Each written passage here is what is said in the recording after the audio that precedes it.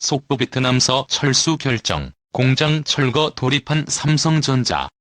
뜻밖의 밝혀. 경제위기 직면한 베트남 경제의 운명은 한국에 있다. 삼성전자가 일부 스마트폰 제조 사업을 베트남에서 중국으로 복귀할 것이라고 소후닷컴이 2일 보도했다.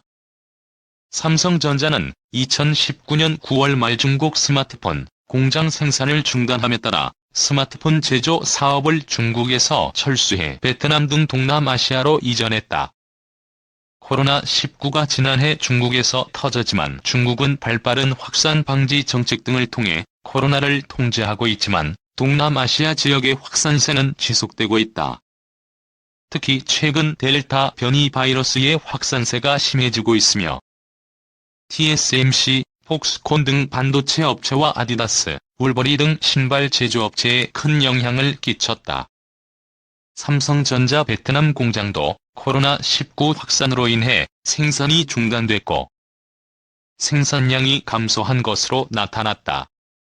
업계 관계자는 삼성전자는 내부 검토를 통해 스마트폰 제조 사업을 4분기부터 점차적으로 중국에 복귀할 것이라고 주장했다.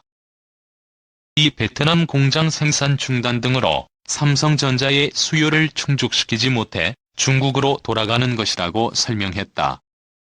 또 삼성전자가 중국에서 철수한 뒤 중국 스마트폰 시장의 점유율이 급락했다. 삼성전자가 지난 2013년 중국 스마트폰 시장에서 점유율 19.7%로 최고치를 기록했고 2016년 스마트폰 배터리 폭발 사건 등으로 시장 점유율이 감소해 2018년 시장 점유율은 0.8%로 축소됐다. 현재 삼성전자의 스마트폰은 한국 국내와 유럽, 미국 등 시장 위주로 판매하고 있지만 애플과의 치열한 경쟁을 직면하고 있다. 삼성전자는 이로 인해 중국 시장을 확보하고 싶어서 다시 중국으로 복귀하게 된 것으로 분석된다.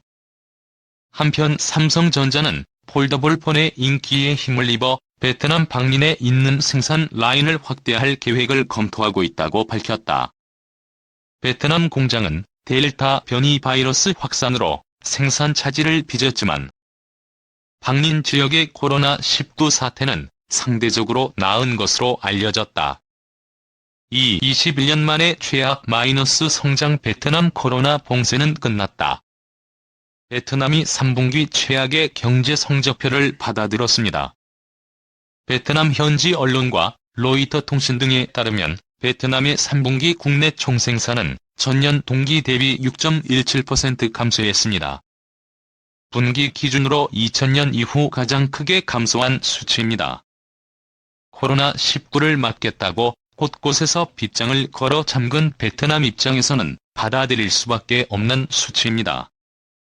실제 이날 응우이엔티엉 통계 총국장은 지난 3개월 동안 전국 23개 지방이 봉쇄 조치를 시행해 공장이 다수 문을 닫는 바람에 마이너스 성장을 기록했다고 설명했습니다. 부문별로 보면 코로나19가 남기고 간 상처를 쉽게 찾아볼 수 있습니다. 농림업 부문은 1.04% 증가했지만 산업, 건설 부문은 5.02% 감소했고 서비스 부문은 무려 9.28%나 감소했습니다. 대도시인 호치민과 하노이를 중심으로 카페와 식당이 문을 닫은 것은 물론 마트를 이용하려면 통행증을 꺼내야 하는 조치를 내렸을 정도이니 마이너스 10% 안쪽으로 성장률이 나온 것만 해도 선방했다고 봐야 할 것입니다. 호치민에서는 베트남 전체 확진자의 80% 이상이 나왔는데 이곳에선 지난달 9일부터 2인 이상 집합 금지, 대중교통 운행 중지 등 초강경 정책들이 나오고 있습니다. 그럼에도 코로나19 전염은 쉽게 사고라들지 않아 우려가 잦아들지 않고 있습니다. 특히 베트남 정부는 공장이 돌아갈 수 없게 근로자들을 대도시를 떠나 고향에 돌려보내거나 일을 하지 못하게 격리하는 조치를 취했는데 이게 결정적으로 타격을 주었습니다. 최근 베트남 정부는 성장 목표치를 3.5에서 4%로 제시했는데 쉽지 않게 됐습니다. 연 성장률 3.5%를 찍으려면 4분기에 9%나 성장해야 합니다. 4%를 달성하려면 4분기에 10% 넘게 성장해야 합니다. 아직 코로나19 국면인 베트남 입장에서는 불가능에 가깝습니다. 최근 베트남 정부의 성장 재개 시나리오는 세계로 압축되는 듯합니다. 신속한 백신 접종, 다낭, 북구ok 등 관광도시 영업 재개, 공공투자 지출 가속화로 요약됩니다. 무엇보다 베트남 정부는 베트남에서 떠나가려는 글로벌 제조업의 성난 민심을 잠재워야 할 위기에 몰렸습니다. 최근 주베트남 한인상공인연합회인 코참과 미국 상공회의소인 암참, 유럽 상공회의소인 유로참, 미국 아세안기업협회는 공동으로 베트남 정부에 경고장을 날렸습니다. 베트남 정부가 처신을 잘못할 경우 중국을 떠나 공급망을 다양화하려는 다국적 기업의 투자 유치 기회를 놓칠 것이고 결국 글로벌 경제 회복에서도 뒤처질 것이라는 의견을 전달한 것입니다. 외국기업협회는 회원의 20% 이상 기업이 이미 일부 제조 기반을 다른 나라로 이전했고 추가 계획을 논의 중이라는 내용의 탄원서를 판민진 베트남 총리에게 전달했다는 후문입니다. 입장에서 한 번 이사 가는데 많은 비용과 시간이 들기 때문에 공급망을 변경하면 굳이 다시 베트남으로 돌아올 이유는 없습니다. 또 협회는 공동으로 재개방과 회복에 대한 명확한 계획이 없으면 추가 투자는 어려울 것이라고 강조했습니다. 빨리 위드 코로나 계획을 실천에 옮기고 코로나19 이후 삶에 대해 마스터 플랜을 내놓으라는 것입니다.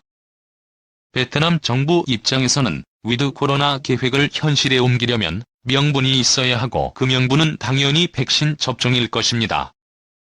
최근 한국에서도 베트남의 백신 100회분을 개정한 바 있는데요. 베트남은 이외에도 다양한 국가에서 백신을 조달받으며 이를 통해 경제 회복을 꾀하는 중입니다.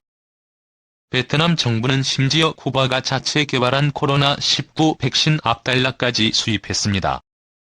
최근 우엔소은푹 베트남 국가주석은 쿠바를 방문해 백신 생산 시설을 둘러보고 최소 500만 회분의 백신을 구입하겠다고 밝혔습니다.